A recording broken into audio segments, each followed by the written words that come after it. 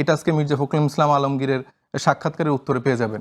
প্রধানমন্ত্রীর লেভেল বাংলাদেশের মানুষ এখন চায়ের স্টলে আলোচনা করে যে আমাদের এই প্রধানমন্ত্রীর লেভেলটা কোন দিকে। প্রধানমন্ত্রীর রাজনৈতিক উপদেষ্টা হিসেবে ওনার আইকিউ লেভেলটা আসলে কতটুকু আসলে এটা আসলে জনগণ বিবেচনা করবেন। রোড সেফটির যে মুভমেন্ট এগুলোতে তাদের ভূমিকা কিন্তু অনেক প্রশ্নবিদ্ধ। নুরুল হক নূর তিনি নিজে হচ্ছে স্টেটমেন্ট দিচ্ছেন যে এই রাশেদ হচ্ছে যে এখানে জুলাই গণঅভ্যুত্থানে কোথাও ছিলেন না। আসিফ মাহমুদকে জিজ্ঞেস করবেন যে প্রথম এক দফা ঘোষণা দেওয়ার জন্য আসিফ মাহমুদকে আমি প্রস্তাব দিয়েছি এবং আমাকে হচ্ছে সালাউদ্দিন আহমেদ ওহি দিতেন শ্রীলং থেকে, আমি সেগুলা এখানে নাজিল করে আমি আমার অভ্যুত্থানটা চালাইছি। আপনাদের ভিতরে যে বন্ধুত্বটা হওয়ার কথা ছিল, অর্থাৎ বিএনপি এবং এনসিপির সাথে যে বন্ধুত্বটা হওয়ার কথা ছিল, সেই বন্ধুত্বটা আমরা দেখতে পাচ্ছি না কেন? এখন আপনি এর উত্তর দিবেন, তার সাথে রাশেদের বক্তব্য যদি কিছু বলার থেকে বলেন। কারণ হচ্ছে ওই যে জুলাইয়ের যে আকাঙ্ক্ষা, যে পরিবর্তনগুলা ফ্যাসিবাদ কাঠামোর জন্য দরকার ছিল, সেটা আমরা সে জায়গাটা স্টিক আছি, তারা নাই। তারা ওই আগের সিস্টেমটাই ফিরে আনতে চায়, ওইটার মধ্যেই পাওয়ারটা এনজয় করতে চায়, স্ট্রাকচারটা এনজয় করতে চায়। এটা হচ্ছে মূল দূরত্বর জায়গাটা। দেখেন, আমার সমালোচক রাশেদ খান উনি হচ্ছেন মানে উনি প্রধানমন্ত্রীর রাজনৈতিক উপদেষ্টা হিসেবে ওনার আইকিউ লেভেলটা আসলে কতটুকু আসলে এটা আসলে জনগণ বিবেচনা করবেন। কারণ আমার প্রথমার্ধে আমি আসলে কি কথা বলেছি, কি প্রশ্নের জায়গাটা রেখেছি, উনি কি বুঝেছেন আমি আসলে বুঝলাম না। এখানে কিন্তু আমি একবারও বলিনি যে 17 বছর ধরে বিএনপির কোনো ত্যাগ তিতিক্ষা রাজনৈতিক কোনো জায়গা নেই, এটা কিন্তু আমি বলিনি। আমি বলেছিলাম সেটা যেটা প্রেক্ষিতে রাজনৈতিক ভাষা নাসরুদ্দিন পাট, আপনি আমাকে প্রশ্ন করেছেন যে নাসরুদ্দিনদের পাটকুয়ারের ভাষা বা এটার জন্য আসলে এই যে এখন যে হামলা মামলা হচ্ছে বা এই যে আমাদের আলিফের চোখ উঠে গেল, এটা কি ঠিক হচ্ছে কিনা। ওনাদের যুক্তি এটা যে এই রাজনৈতিক বক্তব্যের কারণে। আমার কথাটা এটাই ছিল যে আপনারা এখন এই রাজনৈতিক সমালোচনাগুলো নিতে পারছেন না, আপনারা শরীরের গরম দেখিয়ে প্রতিপক্ষকে হামলা করছেন, ভিন্ন মতকে দমন করছেন। ঠিক 17 বছরে আপনাদের এই শরীরের গরম, এই রাগ, এই এগ্রেশনটা কোথায় ছিল যখন আপনাদের বিএনপির রাজনৈতিক দলকে নিয়ে প্রধানমন্ত্রীকে বর্তমান প্রধানমন্ত্রী তারেক রহমানকে নিয়ে বেগম খালেদা জিয়া, শহীদ প্রেসিডেন্ট জিয়াউর রহমান ওনাদেরকে নিয়ে এত আজে বাজে নোংরা আঘাত করা হতো, তখন এই মানে আপনাদের এগ্রেশনটা কই ছিল? সেটার জবাবে উনার ব্যাখ্যাটা শুনলে বোঝা যাবে আসলে প্রধানমন্ত্রী পেশ মানে রাজনৈতিক উপদেষ্টার বলতে চেয়েছিলাম। তারপরে পরবর্তীতে উনি ইতিহাস নিয়ে অনেক কথা বলছেন। দেখেন, রাজনৈতিক ইতিহাস এগুলা আজকে একটা মির্জা ফখরুল ইসলাম আলমগীরের আপনি একটা প্রথম আলোতে সাক্ষাৎকার দেখবেন, সেখানে অনেক ব্যাখ্যাই উনি দিয়ে ফেলেছেন যেটা নিয়ে ওনারা এতদিন ধরে বড়াই করতেন। প্রথমেই মানে শুরুতেই প্রথম অর্ধেই দেখা গেছে যে রাজনৈতিক দলগুলোর মধ্যে যে ওই যে সেনাপ্রধানের বাসায় যে যাওয়া, সেনা দপ্তরে যে যাওয়া, সেটা মির্জা ফখরুল ইসলাম আলমগীর কিন্তু তখন চলে গিয়েছিলেন। একটা পাওয়ার নেগোসিয়েশনের জায়গায় কিন্তু ছাত্রদেরকেও ডাকা হয়েছিল। এখানে উনি স্টেটমেন্ট দিয়েছিলেন, উনি প্রথম আলোতে আজকে স্টেটমেন্টও দিয়েছেন ছাত্ররা সেখানে আসেনি। ছাত্ররা এই পাওয়ারের অংশীদার ভাগাভাগি করছেন। ছাত্ররা জাতীয় সরকার গঠনের কথা বলেছিল, কিন্তু বিএনপি সেখানেও না করে দিয়ে এসেছিল যে জাতীয় সরকার গঠন করা হবে না, এবং ইন্টিম গভর্নমেন্টের ফরম্যাট কারা কারা থাকবে, সেখানে কারা কারা কি হবে, সেটার একটা জাতীয় দলিল উনি আজকে তার এই যে সাক্ষাৎকার সেখানে উনি দিয়ে ফেলেছেন। তো এই জায়গা থেকে এতদিন তারা দাবি করতো যে ছাত্ররা সব লোক বসাইছে, ইন্টিম গভর্নমেন্ট বসাইছে, কেন জাতীয় সরকার করলো না, কেন চুপ্পুর কাছে শপথ নিল, এই সব কিছুর কেনর উত্তর বিএনপি যে ডে ওয়ান থেকে বাংলাদেশের মানুষের সাথে প্রতারণা করছে, এটা আজকে মির্জা ফখরুল ইসলাম আলমগীরের সাক্ষাৎকারের উত্তরে পেয়ে যাবেন। এবং অভ্যুত্থানে কার কি অবদান, এইগুলা নিয়ে যদি এখন রাশেদ খান আলাপ আলোচনা করতে যায়, তাহলে আমরা অনেক পুরানো আলোচনা করতে পারি। এই 18-19-এর যেসব কোটা সংস্কার, তারপরে আমাদের যেই রোড সেফটির যে মুভমেন্ট, এগুলোতে তাদের ভূমিকা কিন্তু অনেক প্রশ্নবিদ্ধ। অনেক অভিযোগ আছে টাকা খেয়ে হচ্ছে যে তারা আমাদের সাথে বিট্রে করছে, তাদের সাথে আমরা অনেকে ছিলাম না কেন, এরকম অনেকগুলো এলিগেশন ছিল।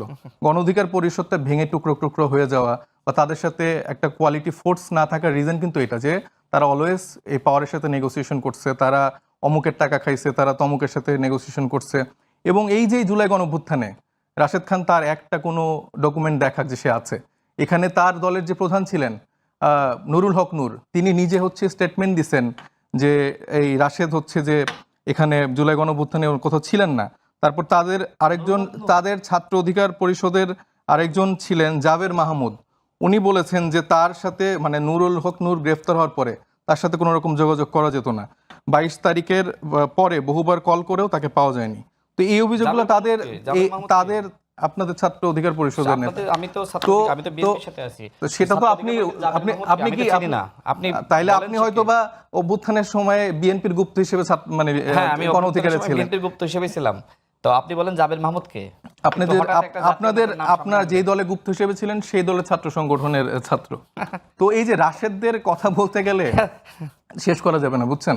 তো এইগুলা তার ইতিহাস সে ভুলে যায়। সে এখন নিজেকে আপাতমস্তক ডে-ওয়ানের বিএনপি মনে করছে, ডে-ওয়ানের বিএনপি মনে করছে।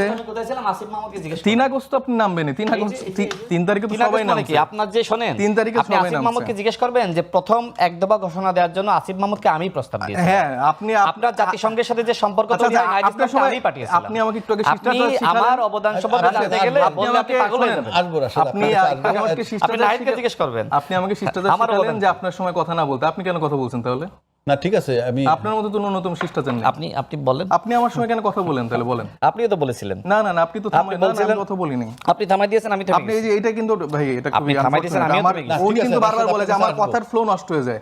তো উনি প্র্যাকটিক্যালি সে আপনি বলেছিলেন, আমিও থেমে গেছি না? এবার বলেন, শোনেন, যেটা বলছি যে উনি যেগুলো দাবি করছে আসিফকে, হ্যাঁ আসলেই এক দফার ঘোষকই রাশেদ খান, বুঝছেন? রাশেদ খানই নাহিদ ইসলামকে বলছে।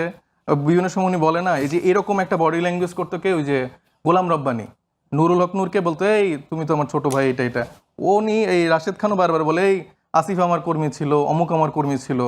এইভাবে সে বুঝায় যে আমার অভ্যুত্থানে সব এরা আমার বাচ্চা কাচ্চা। এবং আমাকে হচ্ছে সালাউদ্দিন আহমেদ ওহি দিতেন শিলং থেকে, আমি সেগুলা এখানে নাজিল করে আমি আমার অভ্যুত্থানটা চালাইছি। এই ক্রেডিটবাজি করে করে করে আজকে তিনি একটা পদ পাইছেন, এবং এই পদ দিয়ে এখন যা না তা মিথ্যা প্রোপাগান্ডা সে কন্টিনিউয়াসলি চালায় যাচ্ছে। একটা প্রধানমন্ত্রীর, রাজনৈতিক উপদেষ্টার কথাবার্তা যদি এরকম হয়, প্রধানমন্ত্রীর লেভেল বাংলাদেশের মানুষ এখন চায়ের স্টলে আলোচনা করে যে আমাদের এই প্রধানমন্ত্রীর লেভেলটা কোন দিকে। আচ্ছা, আরেকটা বিষয় আমি উল্লেখ করি, দেখেন আরেকটা আলোচনা এখন আসছে যে এক দফার ঘোষণা নিয়ে। এক দফার ঘোষক অনেকে হয়ে গেছে এখন। আমি দেখলাম যে সালাউদ্দিন আহমেদ একদিন বলতেছেন যে মানে তারেক রহমান সাহেব অনেক আগে এটা দিচ্ছেন 17 বা 18 তারিখে, তারপরে উনিও কোনোভাবে হয়তো শিলং থেকে রাশেদের মাধ্যমে পাঠাইছেন, এটা আমাদের মাধ্যমে হয়তো বা 3 তারিখে আমরা দিচ্ছি। তারপরে আনু মোহাম্মদ 2 তারিখে এরকম দ্রোহযাত্রার মধ্য দিয়ে দিছে। তারপরে সলিমুল্লাহ খানও এরকম বলছে। তারপরে বদরুদ্দিন উমর, উনি তো আরও আগে থেকে বলতেছে। তো এই যে স্টেটমেন্টগুলো কালেকটিভলি আমিও দিছি, বুঝছেন? ঘটনা হচ্ছে বাংলাদেশের মানুষ 17 বছর ধরে, আপনার আমার মতো অনেক মানুষই এই এক দফার ঘোষণা দিয়ে আসছে যে শেখ হাসিনার পতন হইতে হবে।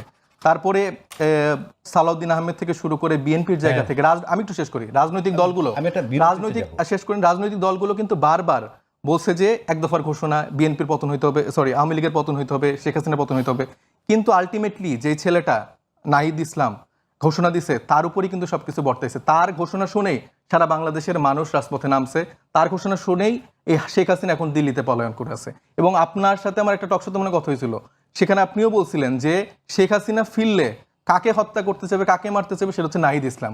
তো যে এখন যে আন্দোলন নিয়ে এত কারাকারি, এটা বাদ দিয়ে আসলে এই ইতিহাসগুলোকে বিকৃত করার সুযোগ নাই। আপনারা বর্তমানে, আমি যেটা বলতে চাচ্ছি, ওনাকে যেটা বলতে চাচ্ছি, বিএনপির ভাইদের বলছি, বর্তমানে যে সমস্যাগুলা, এই আন্দোলন নিয়ে মারামারি না করে, এই যে বিদ্যুৎ নাই, তেল নাই, এর দাম বেশি, ওটার দাম বেশি, এটা নিয়ে আলোচনাটা